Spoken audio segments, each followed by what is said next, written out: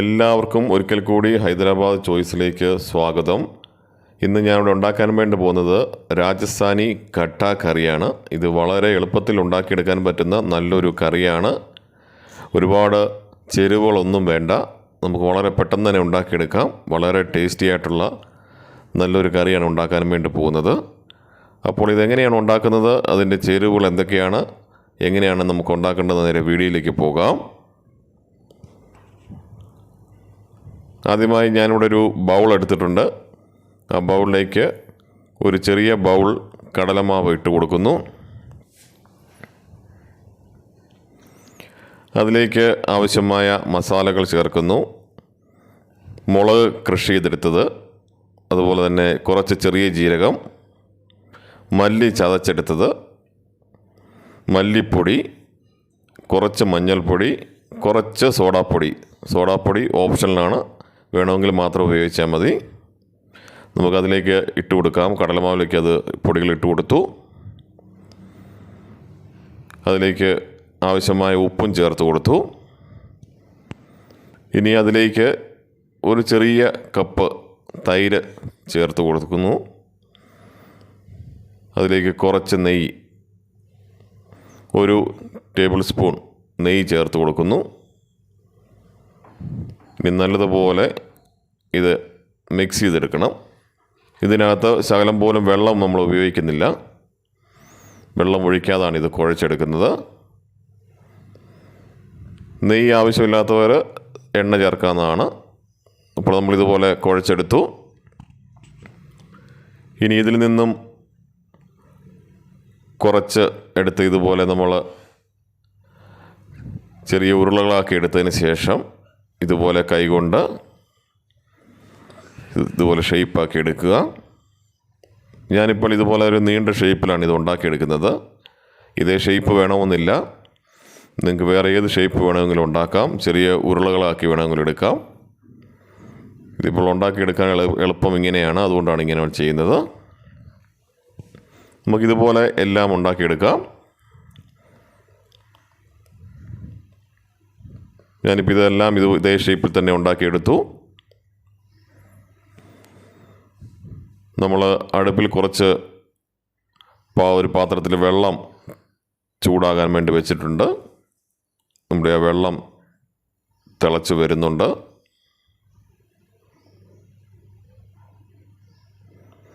ആ തിളച്ച വെള്ളത്തിലേക്ക് നമ്മൾ ഉണ്ടാക്കി വെച്ച നമ്മുടെ കടലമാവിൻ്റെ ഖട്ട ഇതിലേക്ക് ഇട്ട് കൊടുക്കാം. നമ്മൾ എണ്ണയ്ക്കകത്തല്ല ഇത് വേവിക്കുന്നത്, വെള്ളത്തിലിട്ട് തിളപ്പിച്ചാണ് ഇത് വേവിച്ചെടുക്കുന്നത്. ഒരു 10 മിനിറ്റ് സമയമെടുക്കും. നമുക്കൊന്ന് അടച്ചു വെക്കാം. ഒരു 5 മിനിറ്റ് കഴിഞ്ഞ് വീണ്ടും തുറന്ന് നോക്കാം. ഇപ്പോൾ ഒരു 5 മിനിറ്റ് കഴിഞ്ഞിട്ടുണ്ട്. നമുക്കിനി ഇതൊന്ന് ചെറുതായിട്ടൊന്ന് ഇളക്കിയിട്ട് കൊടുക്കണം. ഇളക്കിയിടുമ്പോൾ പൊടിഞ്ഞു പോകാതെ സൂക്ഷിക്കണം.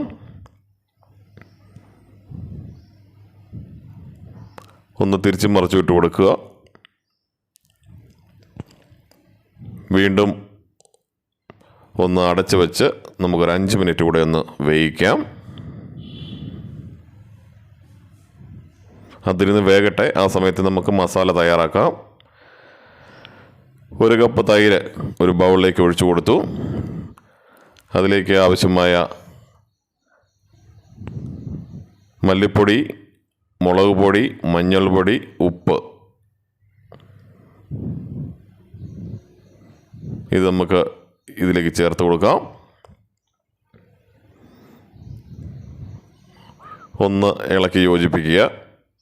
അതവിടെ ഇരിക്കട്ടെ. നമുക്കൊന്ന് തുറന്ന് നോക്കാം.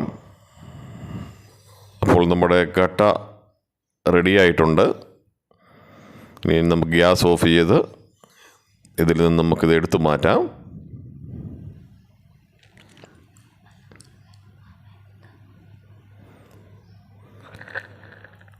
ഇപ്പോൾ നമ്മൾ എടുത്തു മാറ്റിയ ശേഷം നമുക്കിതിൻ്റെ മിച്ചമുള്ള വെള്ളം കളയരുത്. അത് നമുക്ക് ആവശ്യമുള്ളതാണ്, അതവിടെ വെച്ചേക്കുക. നമ്മളൊരു പാൻ ചൂടാകാൻ വേണ്ടി വെച്ചിട്ടുണ്ടായിരുന്നു. അതിലേക്ക് കുറച്ച് എണ്ണ ഒഴിച്ചു കൊടുത്തു. എണ്ണ ചൂടായിട്ടുണ്ട്. അതിലേക്ക് നമ്മൾ കടുക് ചേർത്ത് കൊടുക്കുന്നു. കടുകൊന്ന് പൊട്ടി വരുമ്പോൾ അതിലേക്ക് നമുക്ക് ചെറിയ ജീരകം ചേർത്ത് കൊടുക്കാം. ജീരകവും പൊട്ടി വന്നതിന് ശേഷം നമ്മളതിലേക്ക് എടുത്തു വച്ചിരുന്ന നമ്മളുടെ വറ്റൽമുളക് ചേർത്ത് കൊടുക്കുന്നു. അത് കഴിഞ്ഞിട്ട് എടുത്തു വച്ചിരിക്കുന്ന നമ്മുടെ മുളക്, അതുപോലെ തന്നെ ഇഞ്ചി, വെളുത്തുള്ളി, സവോള, ഈ സാധനങ്ങൾ കൂടെ ചേർത്ത് കൊടുക്കുന്നു.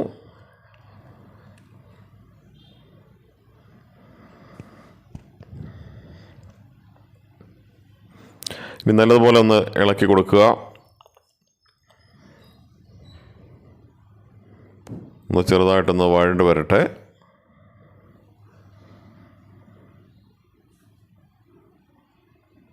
ഇതിൻ്റെ പച്ചപ്പൊക്കെ ഒന്ന് മാറി ഒന്ന് വഴണ്ട് വരണം.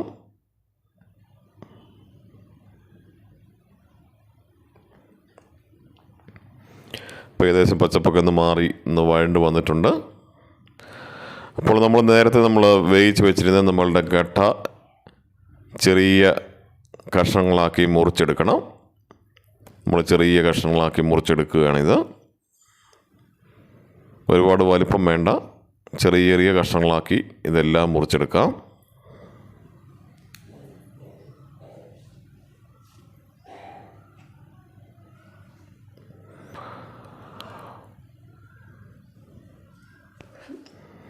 അപ്പോൾ ഇത് പച്ചപ്പൊക്കെ മാറി നല്ലപോലെ വഴണ്ടു.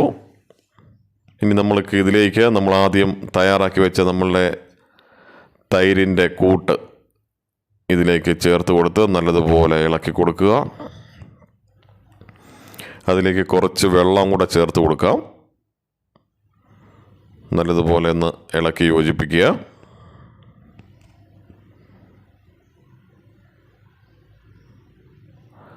അതിലേക്ക് നമ്മൾ മുറിച്ച് വെച്ച നമ്മളുടെ ഗട്ട ചേർത്ത് കൊടുത്ത് വീണ്ടും നല്ലതുപോലെ ഇളക്കി കൊടുക്കുക.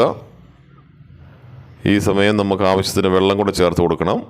നമ്മൾ നേരത്തെ ഇത് വേവിച്ച് കഴിഞ്ഞ ശേഷം വെച്ചിരുന്ന വെള്ളം ഇതിലേക്ക് ചേർത്ത് കൊടുക്കുക. നല്ലതുപോലെ ഇളക്കി കൊടുക്കുക. ഇനി ഒന്ന് മൂടി വെച്ച് ചെറുതായിട്ടൊന്ന് വേവിക്കണം. ഇത് വീണ്ടും 2-3 മിനിറ്റ് നമ്മൾ ഒന്ന് മൂടി വെച്ച് കൊടുക്കുക. ആവശ്യത്തിന് വെള്ളം ചേർത്ത് കൊടുത്തതിന് ശേഷം മൂടി വെക്കുക.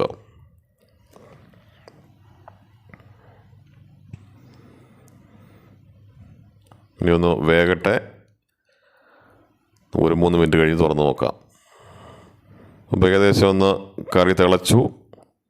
കുറച്ച് വെള്ളമൊക്കെ പറ്റി ഇത് വന്നിട്ടുണ്ട്.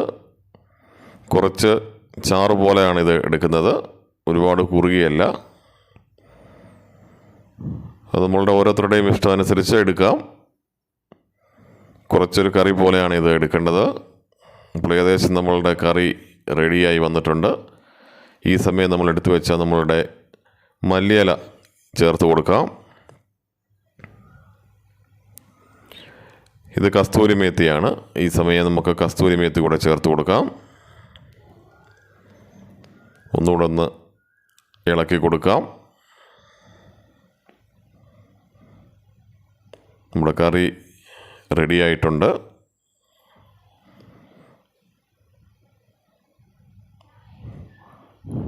ഒന്നുകൂടെ ഒന്ന് മൂടി വെച്ച് കൊടുക്കുക. ഒരു 2 മിനിറ്റ് ഒന്നുകൂടെ തിളച്ചിട്ട് നമുക്ക് തീ ഓഫ് ചെയ്യാം. ഇപ്പോൾ എണ്ണയൊക്കെ തെളിഞ്ഞു. നമ്മുടെ കറി റെഡിയായിട്ടുണ്ട്. നമുക്കിനി ഇത് സെർവിങ് ബൗളിലേക്ക് മാറ്റാം. അപ്പോൾ നമ്മുടെ കറി റെഡിയായിട്ടുണ്ട്. നമ്മളൊരു സെർവിങ് ബൗളിലേക്ക് മാറ്റുകയാണ്. ഇത് കാണാൻ തന്നെ നല്ല ഒരു ഭംഗിയാണ്, നല്ല രസമുണ്ട് കാണാൻ. നല്ല ടേസ്റ്റി ആയിട്ടുള്ളൊരു കറിയാണ്. അപ്പോൾ ഇത് എല്ലാവരും ഇതുപോലെ ഉണ്ടാക്കി നോക്കണം. വളരെ പെട്ടെന്ന് തന്നെ ഉണ്ടാക്കിയെടുക്കാൻ പറ്റുന്ന ഒരു കറിയാണ്. ചോറിൻ്റെ കൂടെ വളരെ ടേസ്റ്റി ആയിട്ടുള്ളൊരു കറിയാണ്. അത് വ്യത്യസ്തമായ ടേസ്റ്റുമാണ്. അപ്പോൾ ഇത് നിങ്ങളിത് ഉണ്ടാക്കി നോക്കുക.